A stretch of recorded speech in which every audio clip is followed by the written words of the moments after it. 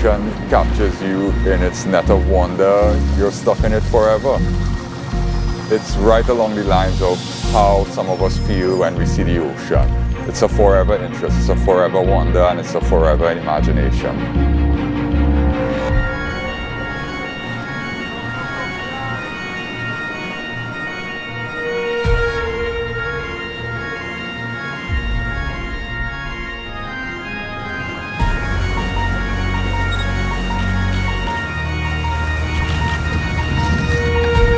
Seasonally, we have humpbacks, fin whales, winged whales, besides whales such as various species of dolphins, Siamese dolphins, spotted dolphins, the Atlantic spotted dolphin, the bottlenose dolphins. We have the orca, or killer whale as more commonly known. So we're still pretty blessed to see such beautiful creatures in our waters.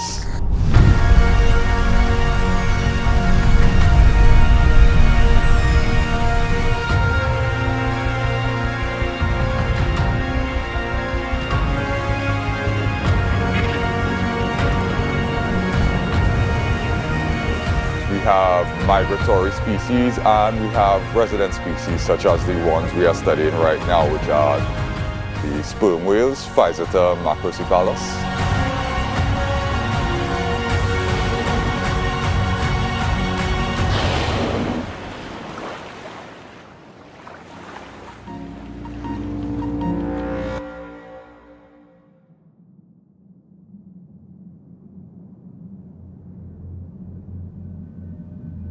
So sperm whale in the Caribbean face many threats.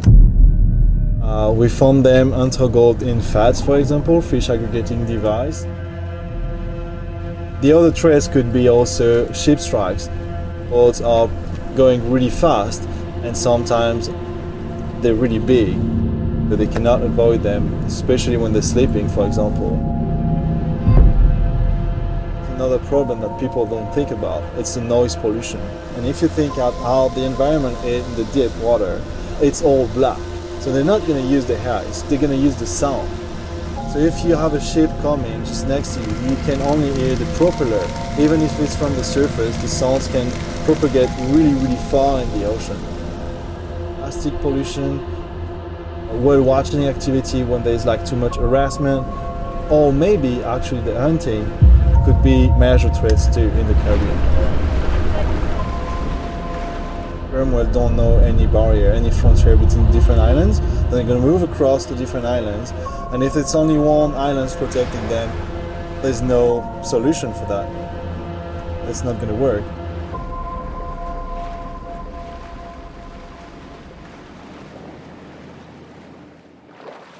I think all the cetaceans are important, but the sperm whales are quite charismatic. They use sounds for everything. They are very, very vocal animals. They have this amazing sonar. They get scan everything and they use it for hunting, communicating, traveling, everything. These animals live here, but we need to protect the environment. That is their place and our place, and we need to share it in the best condition as possible. They are like an umbrella species, which means that is in the top and in the bottom of the chain food, and they are really, really good to keep a good balance in the ecosystem.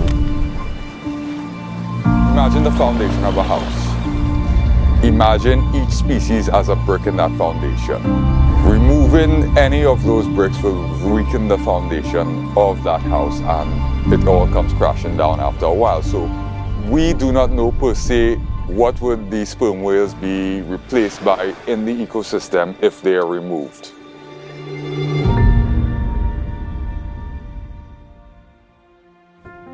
Knowledge is not always a privilege that is available to all, so that is why we're working to build a database of information between the Caribbean islands.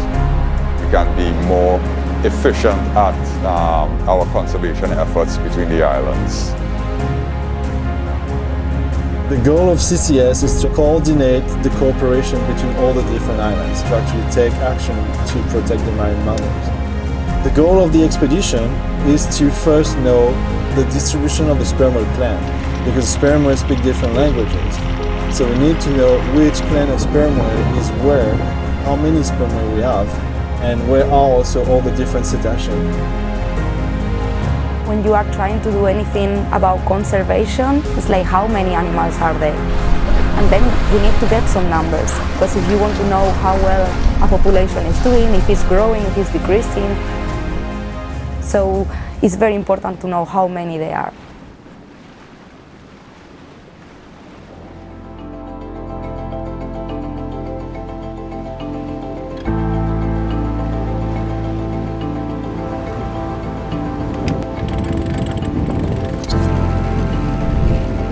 A typical day will be starting at 5:30. When we reach 100 meters drop off, we're going to put the hydrophone in the water and we can listen if there is the different species or not. Once we arrive to a group of sperm whales, for example, we're going to have 2 observers in front of the boat to actually spot for the sperm whale. When they spot them, the captain is going to go on the back of the sperm whale slowly and keep a distance of 100 meters to not bothering them.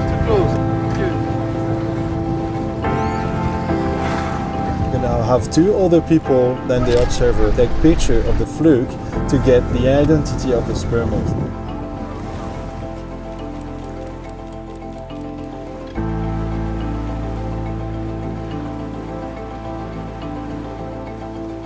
The last people are going to take all the data.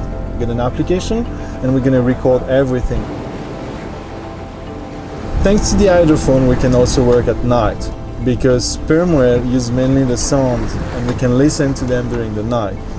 Sometimes we're going to cruise between different islands, listening to them, and if we find a group, we're going to use this bearing to stay around the group the whole night to be able to take the picture and the photo identification the day after.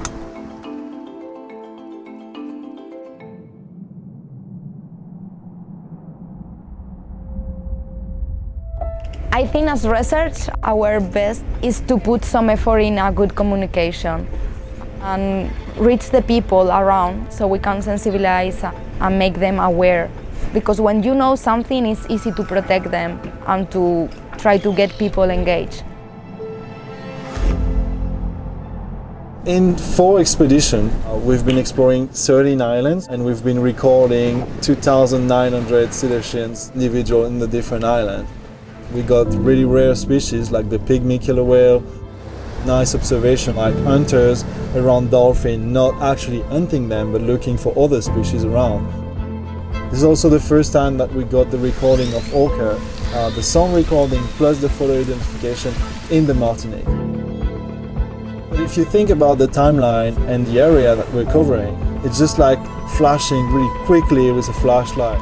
We don't have all the information. We really need to do this more and more and repeat this research every year.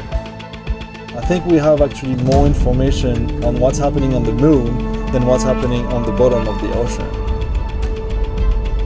Life is on a grander scale if we don't think about just life on Earth, but in the entire realm of existence. Life is something that's pretty rare. When you have something that thinks, feels and breathes, takes care of its young, it's a sentient being. You know, what about it would not pique human interest and what they do out there in the ocean? Everything we do has an effect on the world around us. We just need to be a little more careful about the way we use our resources. It is our responsibility to protect this planet. This is the only planet we have, and there's no planet B. This is life, this is happening right now, and the change begins with us.